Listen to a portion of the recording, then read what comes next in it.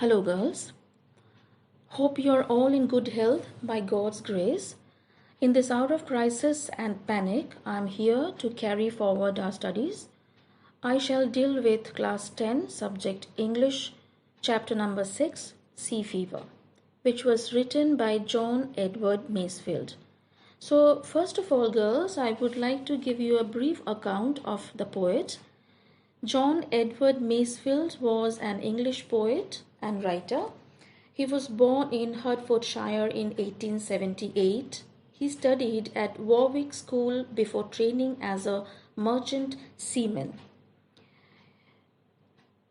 He is best remembered as the author of the classics for children named The Midnight Folk and Cargo's Sea Fever are among his most notable works. At the age of 16, he entered the world of merchant navy. However, his passion for reading and writing was still continued while at board. While being aboard is when he realized that his passion should be brought out and he should be a writer by himself. During his tenure as a sailor, he had to face many sea sicknesses, and finally, in the year 1895, when his ship boarded New York City, he deserted his ship and walked out to be a writer. Even though it was his dream to be a writer, before he could make it, he had to sustain on many odd jobs and travel a lot to keep going. Finally, by 1902, he got his dream come true. His poems and novels started to get published. But in 1895, another important event happened in his life. He happened to read a New York periodical, The Truth, which contained the poem The Piper of Arle by Duncan Scott. After nearly 10 years, Masefield wrote to Scott what it meant for him to read that poem. From that poem, he got inspired and was deeply influenced to turn to poetry. Being a sailor once, he enjoyed the loneliness and quiet environment of the ship. Now, before going into the substance and analysis of the poem, girls, I would like to read out the poem Sea Fever by John Masefield. I must go down to the seas again, to the lonely sea and the sky.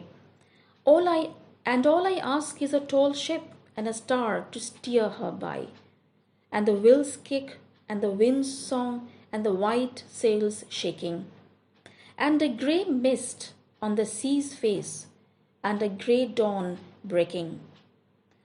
I must go down to the seas again, for the call of the running tide is a wild call and a clear call that may not be denied. And all I ask is a windy day with the white clouds flying, and the flung spray and the blown spume and the seagulls crying. I must go down to the seas again, to the vagrant gypsy life, to the gull's way and the whale's way, where the wind's like a whetted knife. And all I ask is a merry yarn from a laughing fellow rover, and quiet sleep and a sweet dream when the long trick's over. Now I shall give you the substance of the poem first, and then I shall go to the poem. See, the title of the poem is Sea Fever. Why the usage of the word fever? The word fever is used to express the urgency of the poet's desire to be at sea. We see that there are 3 stanzas in this poem, rather to say 3 quatrains. And now I will tell you what is the meaning of a quatrain. A quatrain is a stanza in a poem comprising of 4 lines. The first and second lines are always rhyming to form a couplet, whereas the third and fourth lines are rhyming to form another couplet. Now, in the poem Sea Fever, Masefield expresses his desire for sailing once again in the quiet sea, under the quiet sky. He expresses his desire for the need of a well-built ship to sail and a star in the dark sky to act as a guide. Soon the adventures begin, and as each day dawns, he wakes up to see the grey mist rise from the sea. See, the line, "I must go down to the seas again," is repeated thrice in all the 3 quatrains of this poem. Although the theme of the poem is the desire to go to the sea, but it also deals with the very human yearning to connect with one of the most powerful forces on earth, the sea, a fascinating source of inspiration for many. In the poem, the poet expresses a number of times his strong desire to get back to the sea, as the call from the sea cannot be ignored or denied according to him. He wishes that there would be strong winds that would blow away the thick white clouds in the sky and take the sail forward throughout the day. Watching from the shore fills his heart with adventure and spirit. The poet needs a tall ship and a pole star to give him direction.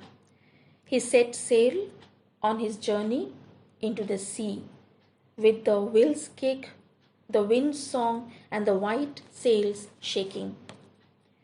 The second stanza appeals to all 5 senses. The poet's descriptions allow the reader to feel like we are standing on the shore, listening to the seagulls crying, watching the white clouds flying, feeling the coldness of the windy day, the saltiness of the flung spray, and the blown spume on our senses. The poet emphasizes here the irresistible pull of the sea. The poet seems to be underlining the simplicity of the sea in contrast to the complications of everyday life. The final stanza brings the theme of wanderlust to the forefront. In this stanza, the poet speaks of a gypsy life and desires for a fellow sailor. However, the expression, "the wind's like a whetted knife," makes the poet refrain from painting an idyllic picture of a life at sea. So, we can sum up the central message of the poem as this: a life at sea is full of contrasts. That is, cruel winds and wild waves in perfect harmony, together with the sweet and endless freedom it allows. The last line is slightly ambiguous in nature. The word trick in sailing terms refers to a watch at sea. 4 hours watching and 8 hours resting. Again, the simplicity of life at sea. So, we see long trick is given as a reference to life in general. Quiet sleep as a peaceful death, and sweet dream refers to the rest in the afterlife, in the knowledge that we worked well and lived truly. So, to sum up, wanderlust, adventure, and memories are the major themes of the poem.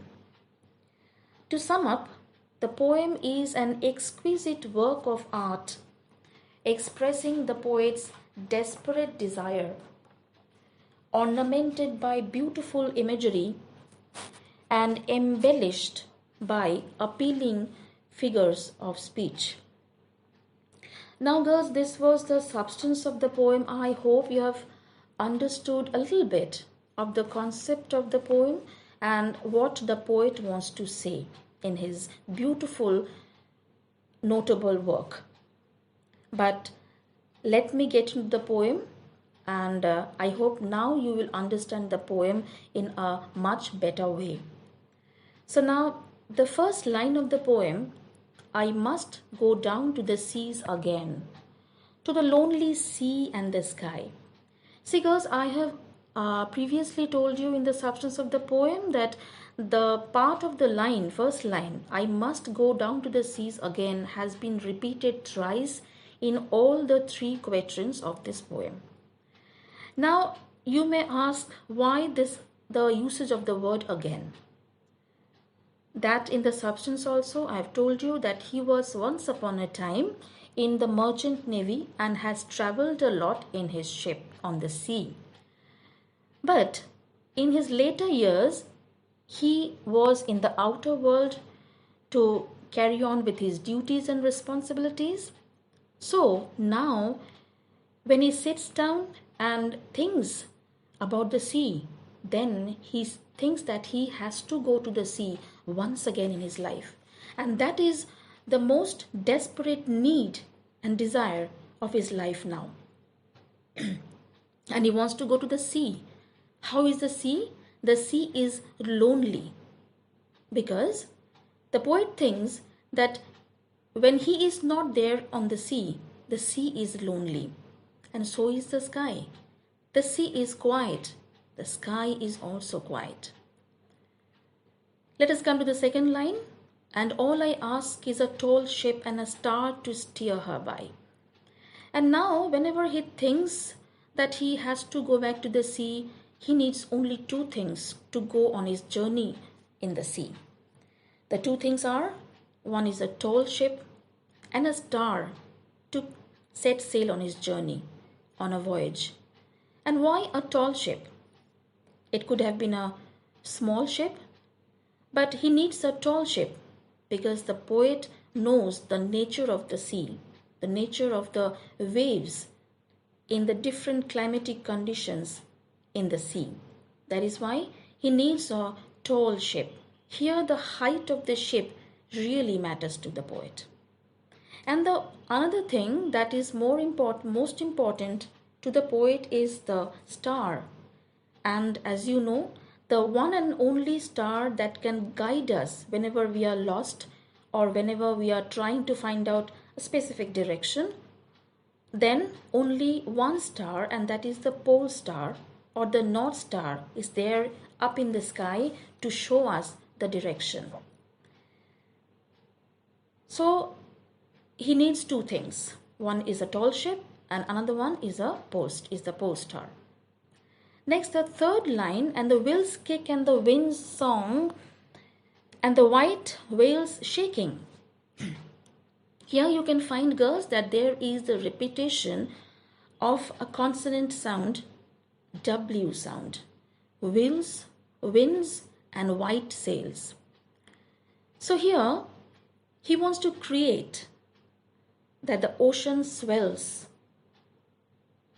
and he also suggests that the ship traverses through rough seas, as well as he gives a reference to the ship's steering wheel spinning out of control. And he sets sail on his voyage. And then, when he rises in the dawn from his sleep, he sees not a very clear day or a bright sunny day. What he sees is a grey dawn. The morning is grey. And the mist, the color of the mist is also grey. So now the repetition of the word grey also in the fourth line of the first quatrain.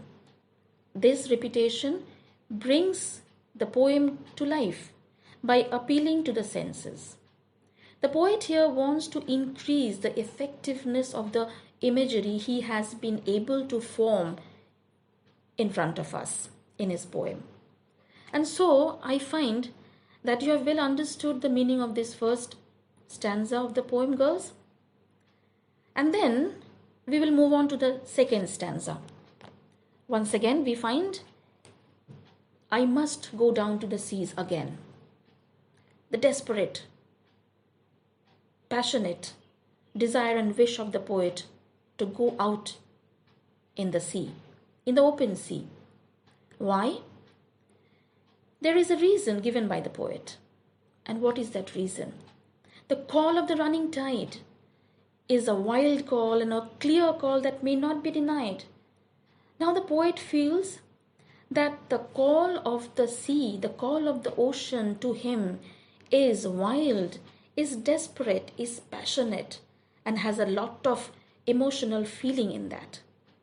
And the call is very clear.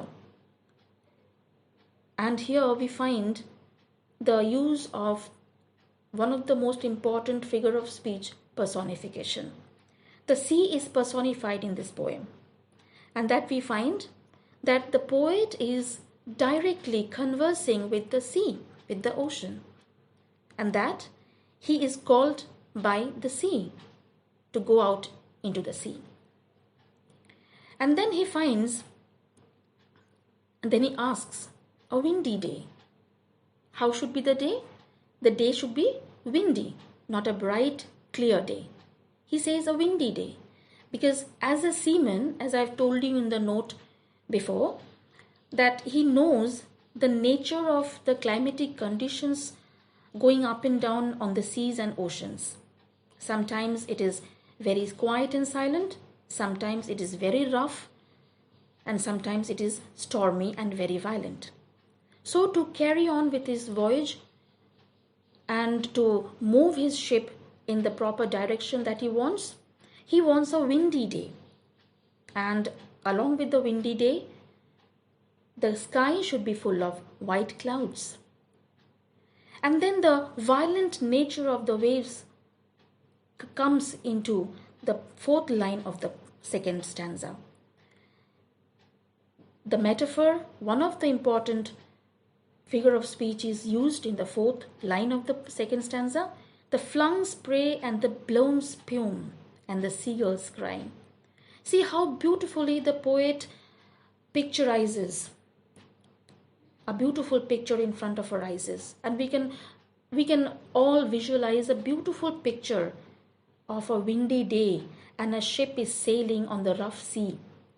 Huge waves are coming in front of the ship and foam are being splashed and they are lashing on the deck, on the walls of the ship.